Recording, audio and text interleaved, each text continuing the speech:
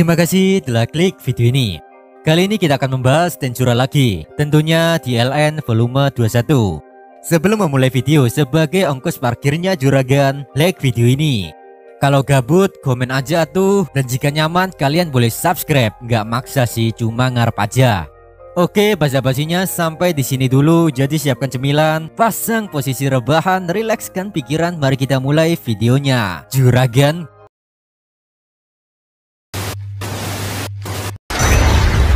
Kami kembali. Yari. Di lain sisi, pasukan terus dikumpulkan. Dagruel juga memberikan pidato kepada para Titan yang masih hidup. Oh iya, di sini Dagruel masih jadi pohon. Jadi sebagai pengganti dirinya untuk memimpin barisan depan, Dagruel menyerahkan kepada ketiga putranya.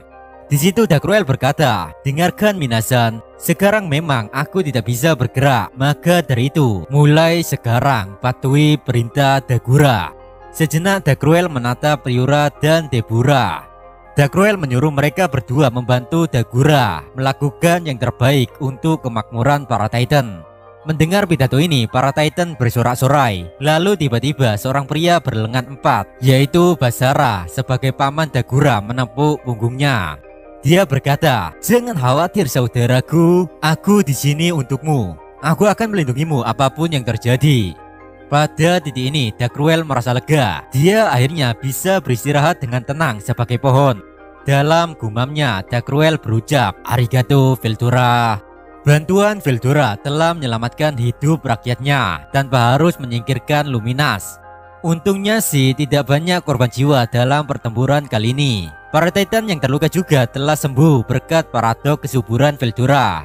Di situ Dagruel menatap anaknya sambil berkata, "Maisan, Dagura, di masa depan nanti kau akan menjadi raja menggantikanku. Jadi jangan hanya mengikuti pendapatku, tapi gunakan penilaianmu sendiri untuk memutuskan apa yang benar mulai dari sekarang.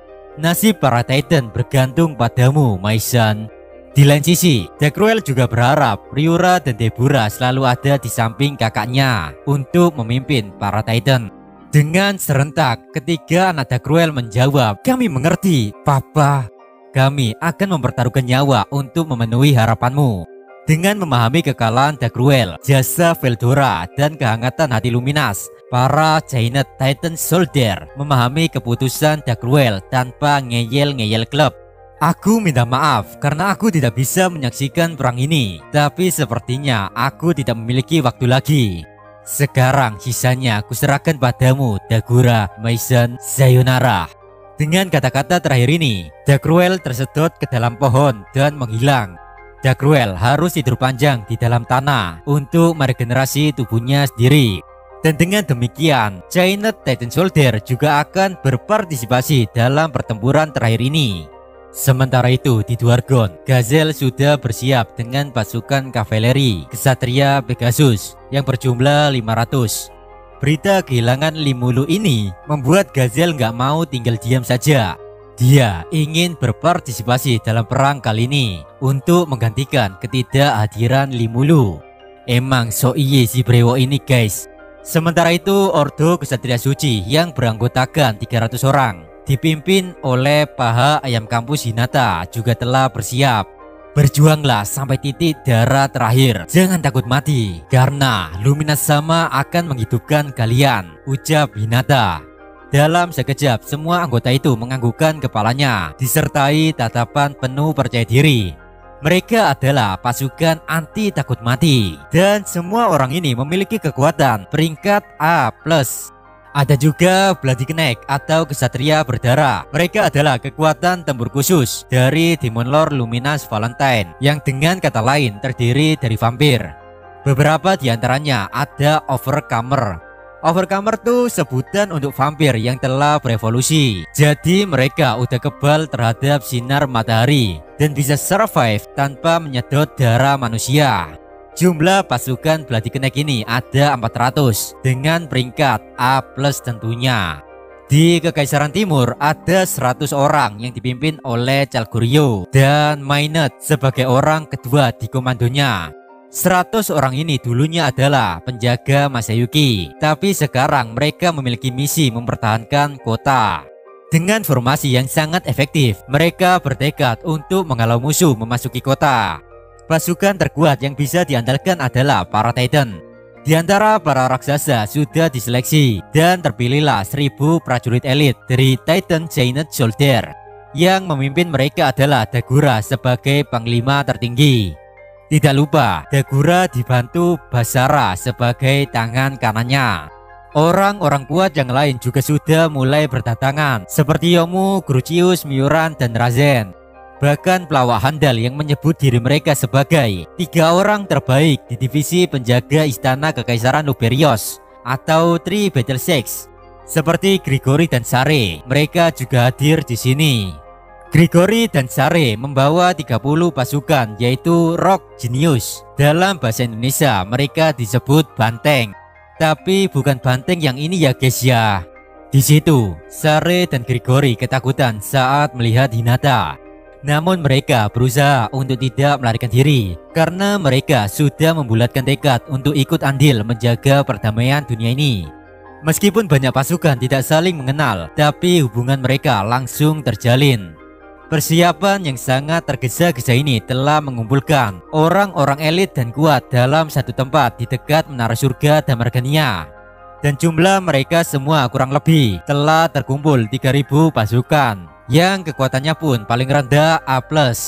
Di satu sisi, Luminas berjalan-jalan ditemenin Sion dan Ultima. Mereka bertiga melihat para pasukan yang telah berkumpul. Dan sekedar info, pokoknya semua orang yang terluka waktu perang antara Luminas dan Dagruel udah sembuh total berkat paradok kesuburan Veldora. Jadi kondisi Sion di sini ya gitu bre, mantul-mantul. Sungguh pemandangan yang luar biasa. Tapi berapa banyak dari mereka yang akan bertahan? Gumam Luminas seolah-olah tampak sedih. Namun gumaman Luminas terdengar oleh Sion. Dan Sion menghiburnya dengan berkata, tidak ada yang perlu dikhawatirkan. Mereka tidak akan mati dengan mudah karena ada kau di sini Luminas. Ataukah kita bisa menggunakan Immortal Legion pasukan Adalman sebagai umpan? Sontak saja Luminas merasa heran dengan pernyataan Sion ini. Meskipun begitu, ucapan Sion tersebut membuat Luminas agak sedikit percaya diri lagi. Hal inilah yang disukai Luminas dari Sion, wanita yang belak-belakan tanpa menyembunyikan apapun di hatinya. Terhanyut oleh sosok sederhana Sion, tiba-tiba ada suara menyauti percakapan mereka. Orang itu berkata, kalian tidak bisa lagi menjadikan Immortal Legion umpan, karena kita bukanlah undead seperti yang dulu. Dan terlihat di sana ada pria tampan Adalman bersama Wenty. Di sini Adalman menjadi manusia kembali tanpa bantuan fusion bersama Wenty. Sontak saja hal ini membuat Luminas kaget. Bukan hanya Adalman saja, tapi para Immortal Legion yang dulunya undead sepenuhnya kini berubah total dan balik menjadi manusia lagi bre. Semua ini berkat efek samping dari paradok kesuburan Veldoya. Bahkan seorang iblis primordial Ultima sampai melongo. Dia tak bisa mempercayai sebuah anomali ini. Dengan kata lain, semua undead ini tidak bisa ikut berpartisipasi. Hanya beberapa saja yang memiliki peringkat A+ yang boleh join. Jadi, yang peringkatnya di bawah A+ ditugaskan melakukan hal lain di belakang layar, seperti membagikan makanan dan membimbing para pengungsi masyarakat kota suci Luberios dan para Titan. Hanya tinggal beberapa hari lagi sebelum perang dimulai. Oleh karena itu, persiapan terus dilakukan. Di lain cerita, Zelanus tidak menyangka dengan kematian Peliot. Ini memang tidak sesuai rencananya, tapi hal itu bukanlah sebuah masalah. Karena bagi Zelanus, peristiwa tersebut sudah dijadwalkan. Para insektar dirancang untuk menjadi milik Zelanus. Oleh karena itu, ketika Peliot meningsoy, Zelanus memperoleh kekuatan yang baru dengan cara Life Reconstruction, dan itu memerlukan sedikit jeda waktu. Makanya saat Peliot tiada, Zelanus memilih untuk mundur. Beda lagi ceritanya kalau Zelanus memakan keluarganya sendiri. Gak pakai jeda waktu, langsung OP parah setelah makan. Dan hal itu terjadi di LN volume 20 kemarin, yaitu Zelanus memakan anaknya Zes. Intinya semakin besar pertumbuhan anggota keluarganya, semakin kuat pula kekuatan yang Zelanus miliki. Hal ini bisa terjadi karena Zelanus memiliki ultimate skill, Sephiroth, Lord of Life. Kebijaksanaan, kekuatan, dan pengalaman semuanya bakal menjadi milik Zelanus. Gokil emang si Sumanto ini guys. Dan kini tubuh Zelanus dipenuhi dengan kekuatan yang luar biasa nggak ngotaknya. Zelanus yang sekarang jauh lebih kuat dibandingkan saat dia melawan Milim. Diketahui pula EP Zelanus telah melebihi True Dragon itu sendiri, yang dimana True Dragon EP-nya cuma berkisar 80-90 jutaan. Tapi Zelanus melebihi mereka semua, yaitu dia memiliki EP 114 juta. Wow, angka yang sangat menakjubkan bre.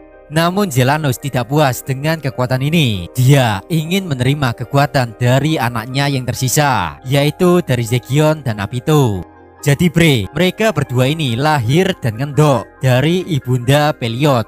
Namun karena Zez sangat mewaspadai potensi mereka, akhirnya Zez menyerang Zekion dan Abito, sehingga memaksa keduanya lari ke dunia tengah, atau yang sekarang ini mereka tempati. Sambil menatap langit, Zelanus bangkit dari tempat duduknya. Ini sudah waktunya menjemput mereka agar aku bisa menjadi lebih kuat lagi. Dengan kata-kata itu, Zelanus pergi. Wah, kayaknya bakal ada reuni nih antara bapak dan anak. Kami akan kembali.